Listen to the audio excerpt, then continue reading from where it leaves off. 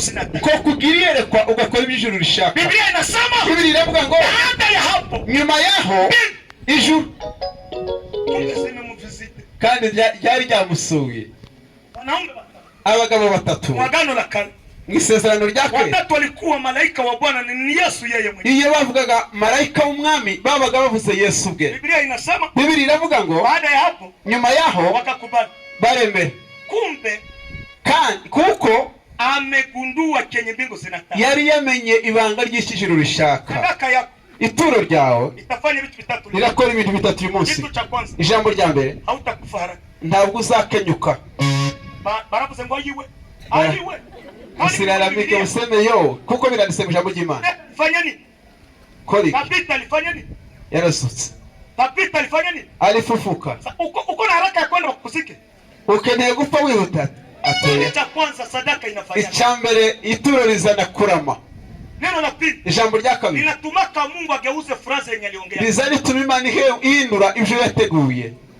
Soma kitabu cha Mwanzo. Soma kitabu cy'Itangiriro mlango wa 8 igice cya 8 na 21. Umurongo wa 21. Noa alipomaliza kujenga madhabahu, Noa amaze kubaka igicaniro, Mungu yeye mwenyewe, Imana ubwayo akasema hivi, iravuga ngo nimeona kama mwanadamu nabonye yuko abana b'abantu nibashidikana barananiranye, lakini kwa sadaka ariko kubera iki gitabo nageuza ndabihinduye sizisha umuntu kandi sizarikura. Aramusomwegera mwambie sadaka umubwire ngo ituro ryawe kama Mungu anageuza ngo tume Imana ihindura imigambi yawe. Amen. Unasubiri upinga sema usijani. Je, utapinga mara tena? Nipo tutasoma Biblia sawa. Kama usome Biblia, hindukira na mwenu wanyu mubwire ngo ituro. Ukiya ndugu yako Imana ihinduraga hu. Mwambie kwa sadaka inatuma Mungu anabadilisha program zake. None se ana ndiye yavuze ngo numpa umwana. Hana alisema akinipa mtoto zahita mutanga, nitamtoa kwako. Mungu aliposikia ikabadilisha mpango. Nilikuwa nimeziba tumbo lako, lakini leo nafungua. Hakuna sadaka unaweza toa lisile kuwa na faida kwa Mungu, lakini ukiwa faida Mungu anabadilisha mpango wako. Acha niwaulize, vichwa vyenu mbona vimebadilika?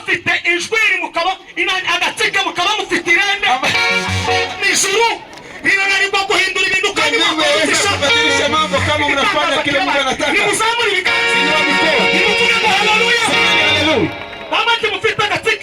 Baadhi yenu mna nywele hiyo, hata babu zenu ni hivyo.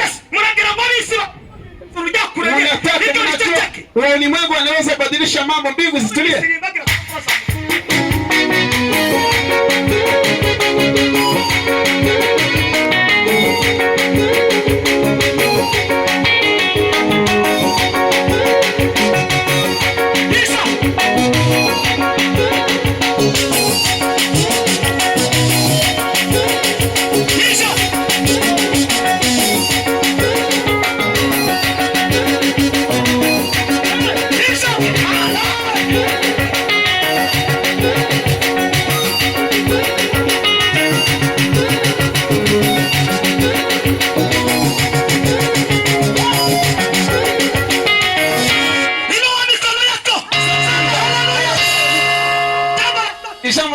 Sadaka ituro, sadaka ituro, nengalo bisaido.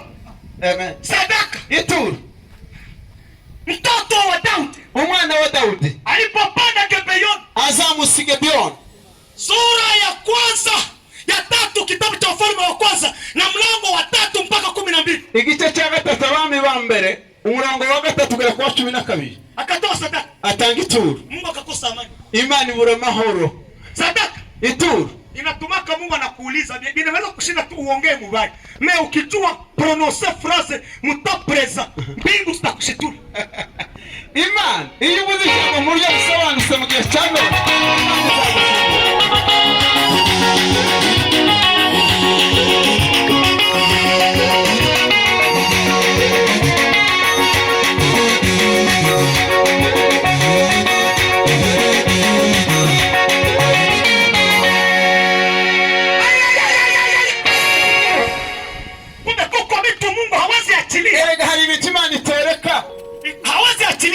Imani itorekura kama haufunuliwe sadaka. Kani munaishuru impamvu y'igitabo.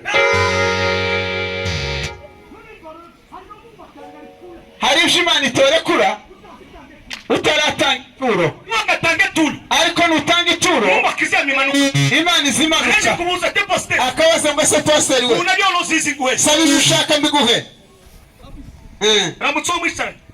Salimia yule mko karibu naye, umubwire ngo tugeze mu gihe cyo gutura. Mwambie tunafika wakati wa kutoa sadaka. Imana ngiba Mungu akamuuliza Suleiman, omba kile unataka. Omba kile unataka. Kuna wanaume wanajua kuongea ambao hawaharakishi. Umusumu siku moja nilikuwa Kigali, nikahubiri mahali, hawakunipa sadaka, nikatulia tu. Kutulia ni jibu. Ukiendelea kuongea utakuwa na maadui wengi, lakini ukinyamaza hawatakuelewa. Ebu mwambie yule uko karibu naye, kila jambo sikuongea. Tunafika Nyukongo, iko namna hii. Ukifika kwa Madorare, unasema unajua gisilivyo. Hii ni dunia. Ebu tulia, hii ni isi.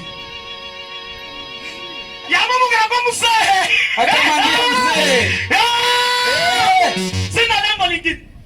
Taini tego fite. Nipe hekima. Mbele subiri. Ndio vile vitatu haruka kanavuga ngo yenu. Mambo hayo matatu kuna mtu anaweza kana aseme ni wao. Makuru na yanga. Habari ni hizi. Watu ambao wote ni ambao waliinuka. Ni watu ambao mtumikia Mungu. Basa mtakagera kunde. Watu ambao waliinuliwa kwa ngazi. Batagira ubushishi. Baza bakora makofi. Ni watu ambao hawagopi, wanafanya bila woga. Ngiye kurangiriza. Nataka nimalizie hapa. Ndagira ngo ducumuzi ubu wo kutamenya password yo gukorera Imana. Nataka tuondoe kabisa mzizi wa unashakisha Imana kula. Hii kama unataka Mungu achilia. Na wewe unavuza muri Yohana 3:16 kwa Imana yakuza bari mwisi. Yesu alisema kama Mungu alivyopenda ulimwengu. Hakusema tu amependa. Aravuga ngo aratanga. Akasema akamtoa. Wewe u nani ambaye hautatoa? Sikilizeni habari hizi. Ezra. Ibintu bitanu bishimwe. Mambo matano kwa Ezra. Inua mikono. Nimukomere Imana amashi. Ijambo rya mbere. Neno la kwanza. Ngo yabanye n'umugabo witwa Mose n'umugabo witwa Samuel muri mwisezo ryake kwandika ibitabo. Abo bagabo kuri batatu bandika ibitabo. Alikuwa pamoja na Musa na Samuel, wanaume hao watatu wakaandika vitabu. Ijambo rya kabiri. Neno la pili. Ya ubwizerwa ngasubiyeyo asubirana igikundi kimwe kugira ngo asubire mu gihugu cha. Alikuwa mwaminifu kwa wale wamerudi nchini, hata akaongoza kundi la watu wakarudi Yerusalemu. Na nitatabiri jioni ya leo, hatutabaki huku kwa mataifa, tutaenda nyumbani. Nyinyi wanaume ambao mko hapa, kuna watu ambao mtarudi nao. Na utabiri hayo. Tena Mungu ashukuriwe kwa sababu tuko na kamera. Itakuwa namna gani? Unafikiria Israeli ilikuwa na mawe kwa kichwa? Kwa watu walifanya makosa ni wana wa Israeli. Ulipoangalia, hatuwezi tukafikia makosa ambayo walifanya. Lakini Mungu, sikiliza, Mungu akampa Ezra kutembea na kundi la watu. Neno la tatu, alikuwa mtu mashuhuri kuambia watu na kueleza neno. Kwa familia yenu mkiwa na mtu ambaye anaweza kuzungumza, enendeni mkatoa sadaka bila kueleza watu. Inueni mikono. Inua mikono yenu. Hebu mshabakoshi sana. Neno la 4 kwa Ezra, alikuwa na moyo wa kufunuliwa sadaka haraka. Neno la 5, alijua thamani ya Mungu wa Israeli, hakujua na thamani ya kujenga hekalu. Acha nikwambie, hakuna mtu mwenye maono ama anakosa watu wa kumsaidia. Computer fit. Laptop niko nayo machine. Ndabari munzu ya Rawi Matenga. Haikutoka kwa nyumba ya Rawi Matenga. Ndabari kwa Bigera. Si kwa Bigera hapana. Ndabari kwa Mahinga. Si kwa Mahinga hapana. Hapana. Waibusa. Mwenye alinunua Numundu Nyamasheke. ni mtu wa Nyamasheke huko. Arambwira ngiye kugushigikira. Akaniambia abagushigikira ndi babuze. Nataka nikusaidia wakosekane. Nimuzamuri bigaza. Inua mikono. Tunataka kuingia katika kutoa pesa. Acha niseme neno hili. Sitaki kujitapa kwenu. Kuna mambo yako yako kwa duka, lakini ili uifikie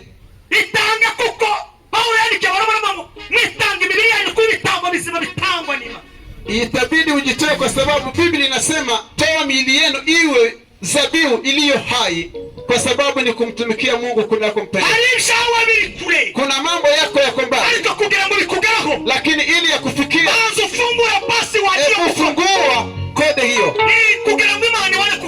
ili Mungu afanye kazi. Mimi nilikimbia kabisa. Katika kukimbia kwangu hakuna mtu ambaye anaweza kunirudisha nyuma. Siwezi siku kufanya mabaya. Nilisema nitumikie Mungu katika uzee. Mali yangu ni Mungu ambaye ananipa. Mnaona hii suti ninavaa? Si binamu yangu amenunua.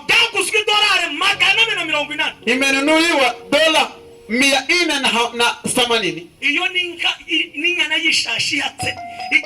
Hiyo ni ngombe kubwa kabisa.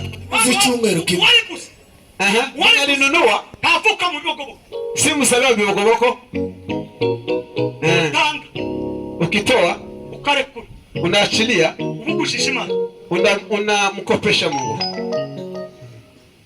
kabisa. Sitaki kujitapa kwenu kwa nafsi. Mnavaa vizuri kwa kweli, sitaki. Nikivaa dola 400. Matayo huko bifumu.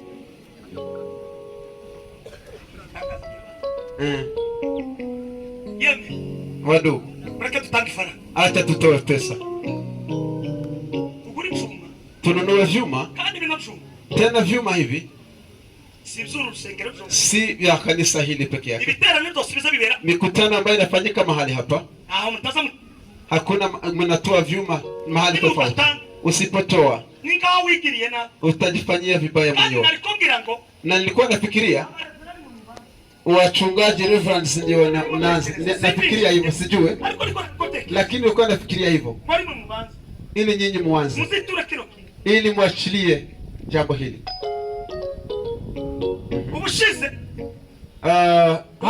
Hapo mwisho tulikuwa huko, kuna mwimbaji ambaye alitoka yule akaimba kwa Holy Spirit, akasema mnipatie drum.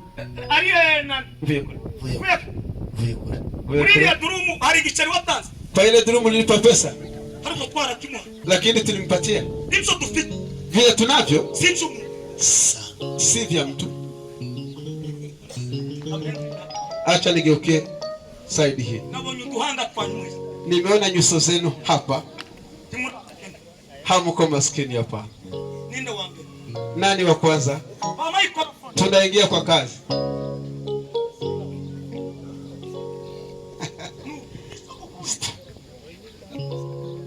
Naje kuko gushigikira nongeye imitwaro 2 nane yatanze imitwaro 10 ariko nongeye imitwaro 2. Anaongeza imitwaro 2 kwa mtwaro 10 alikuwa. Igitaramo cyabayeho cyabaye cyo kongera, kandi twavuze ngo dukorere muri kote ya yanani ya 4 itari ya febi. No. Peka nguko. Acha nikusalimie. Nawe wani mbibuni. Atujua habari za huko.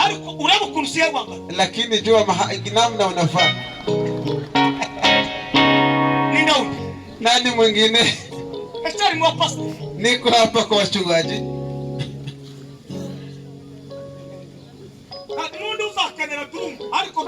ngo ugene mu kajagari oya unabyumva nina nani mwingine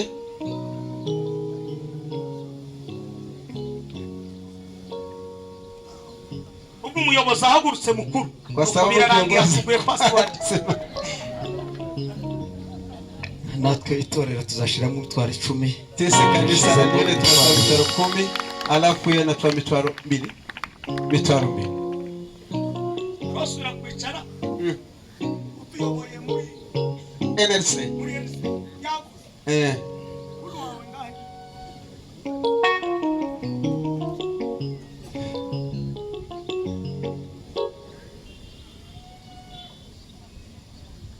ushaka microphone asharaha mu bashumba na pastor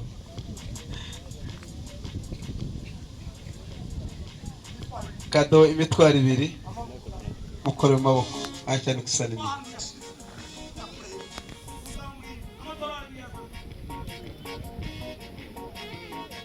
akazi kanje karasa naho kagarukiye areke gusoma